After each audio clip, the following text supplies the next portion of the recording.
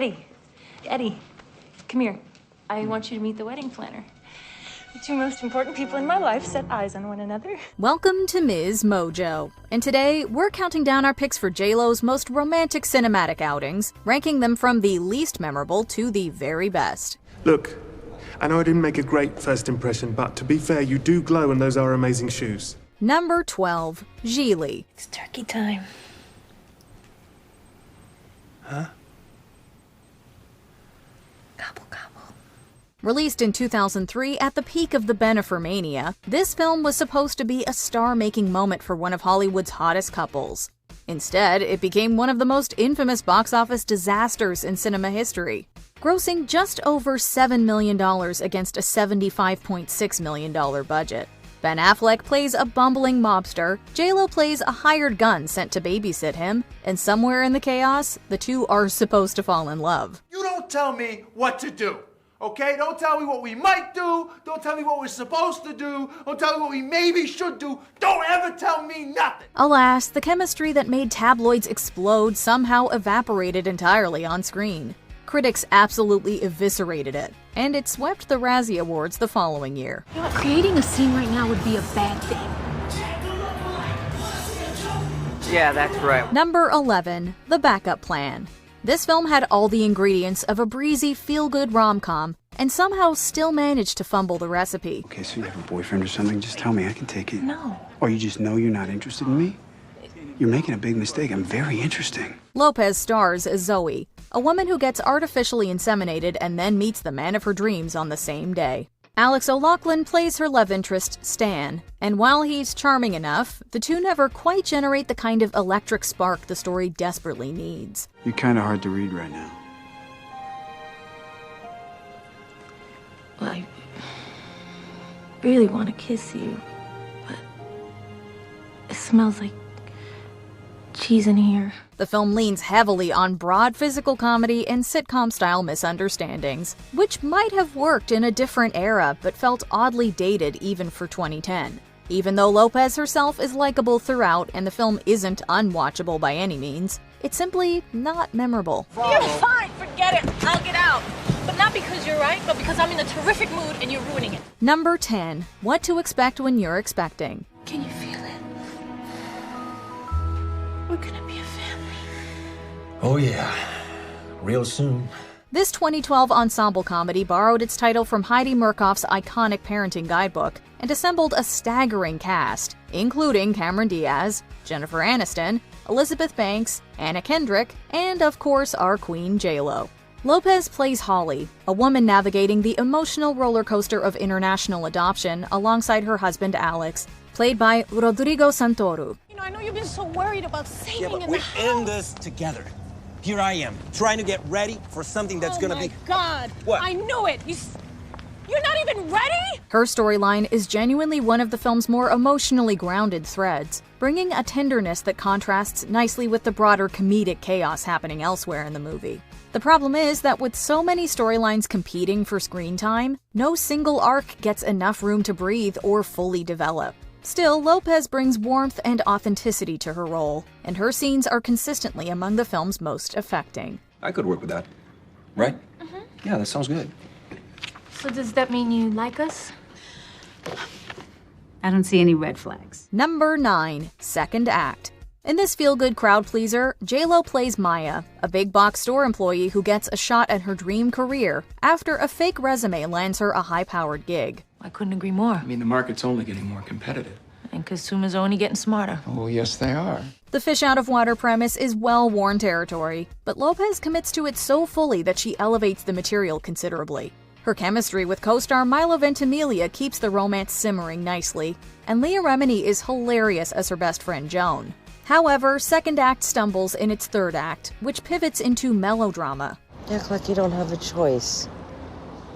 I don't. Well, you know, it's sad, and she's not gonna meet the old Maya. Because she was pretty amazing. The tonal whiplash is jarring, and it undercuts the easy confidence the film had been building. Still, as a vehicle for Lopez's considerable charisma, it delivers more than you might expect walking in. I realized something at the party. Even out of the biggest disaster, there can still be hope. Number 8. Jersey Girl. Okay, just relax, breathe. Remember, take it easy. I love you. I'll be right there, okay? I love you. I love you too. Okay, I love you. I love you. We practiced this 1,000 times. It'd be great. How hard can it be? Kevin Smith directed this 2004 dramedy, casting Ben Affleck as a widowed father raising his daughter in New Jersey. Lopez appears in the film's opening act as his wife, Gertrude, before her character dies in childbirth. We think Gertie had an aneurysm. Is she okay? We lost her, Ollie. Yes, technically J.Lo's screen time is limited, but her presence casts a long emotional shadow over everything that follows. And the film's romantic subplot with Liv Tyler's Maya Harding qualifies it for our list.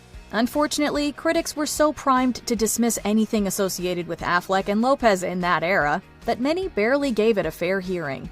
Revisiting it today, there's a genuine sweetness and emotional honesty here that makes you wish audiences had given it more of a chance. I was only gonna sleep with him a few more times and then dump him, but now, after an offer like that... Number 7. Shotgun Wedding. Tom, you promised you wouldn't leave my side this weekend. Buckle up, because this one is a wild ride, quite literally.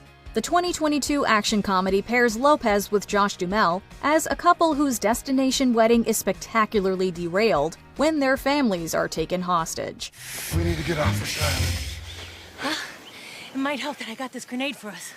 I mean, he was trying to blow us up, but I got it. Another point for Darcy. What sounds like an absurd premise is executed with a gleeful, self-aware energy that makes it far more entertaining than it has any right to be. Lopez gets to play action hero and rom-com lead simultaneously, mining genuine comedic chemistry with Duhamel. Think of it as a spiritual successor to the 90s action comedy era, filtered through a modern J.Lo lens and turned up to 11. What? The dress is growing on me. Thanks.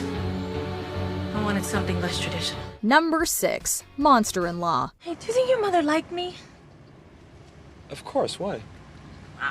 I don't know, because she called me a pregnant lesbian. I'm sure she meant that as a compliment. Trust me, she loved you. This film essentially functions as a feature-length battle of wills between Jennifer Lopez and Jane Fonda. Lopez plays Charlie, a free-spirited woman who falls for a doctor played by Michael Vartan, only to find herself locked in increasingly absurd warfare with his overbearing mother, played by Fonda in absolutely delicious form. Oh, I'm so happy for you. Oh my God, I can't believe this. So happy for you. Congratulations. So pleased that you're going to be my daughter-in-law. Yeah. Oh, congratulations.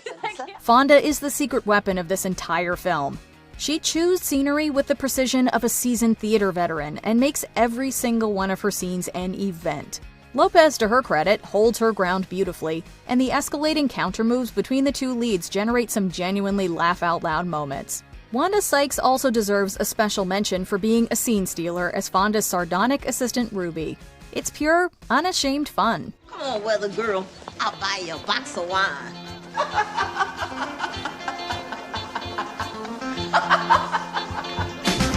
Number 5. Marry Me. Sometimes a premise sounds so ridiculous that it loops all the way back around to being charming. Marry Me is precisely that kind of movie. You know, they say if you want something different, you have to do something different. So this time, for the first time, you make a different choice. Lopez plays Kate Valdez, a global pop superstar who, after discovering moments before a concert that her fiancé has been cheating on her, spontaneously marries a random man in the crowd holding a "Marry Me" sign. That man happens to be Owen Wilson's Charlie, a divorced math teacher who goes along with the whole spectacle in a moment of pure bewilderment. It's on you, bro.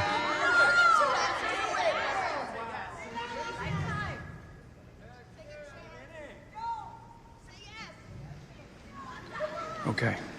We'll take okay. What follows is a genuinely sweet, surprisingly grounded love story about two people from completely different worlds trying to figure out if something real can grow from the most artificial of circumstances. It should not work, and yet it completely does. This is smart. I think we left Smart 6 weeks ago.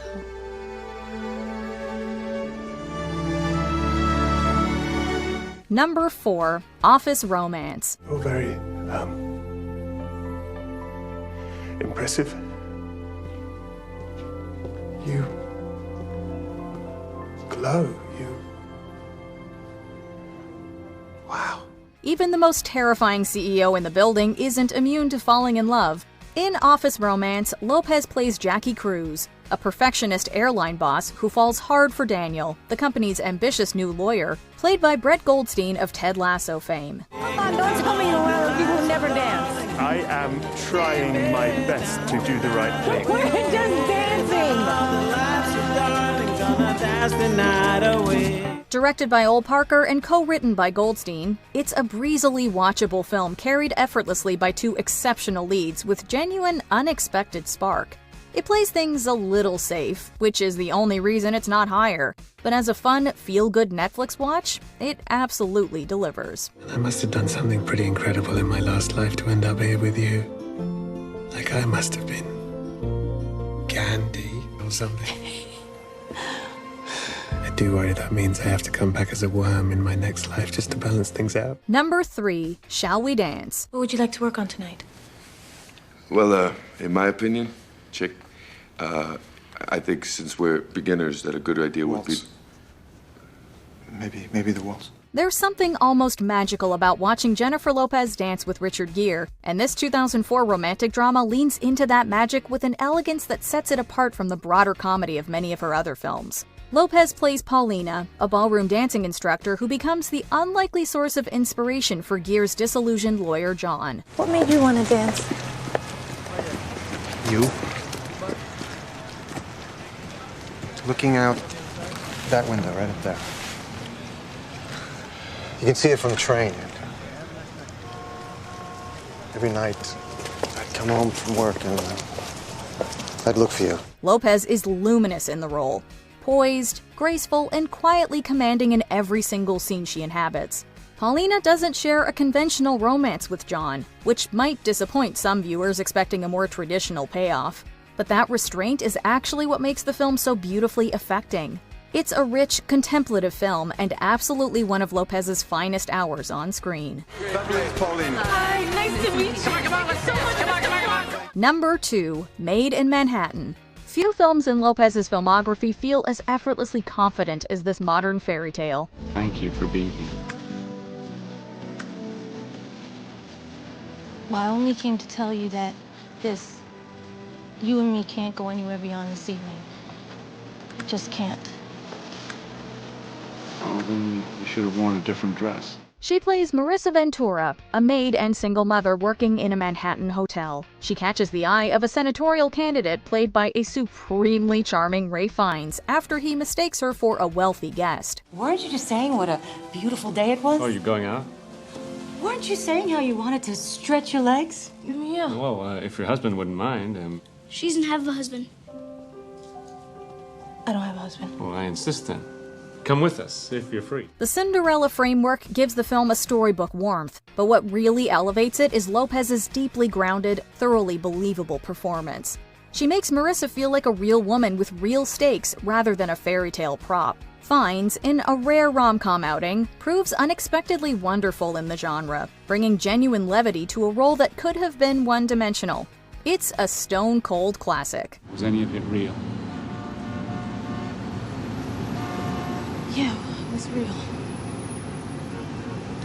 It was so real, it made me wonder how I was ever gonna give you up. Number 1. The Wedding Planner. Steve, how you do? Nice to meet you. Pleased to meet you, Bert. About time you had a date. It's not Steve, what line of business are you in? Bert! I'm a doctor over at St. Vincent. Oh, you a doctor? He's a doctor. Released in 2001, this film arrived at the precise moment when Lopez was transitioning from music megastar to genuine movie star, and the film treats her with all the cinematic reverence that transition deserved.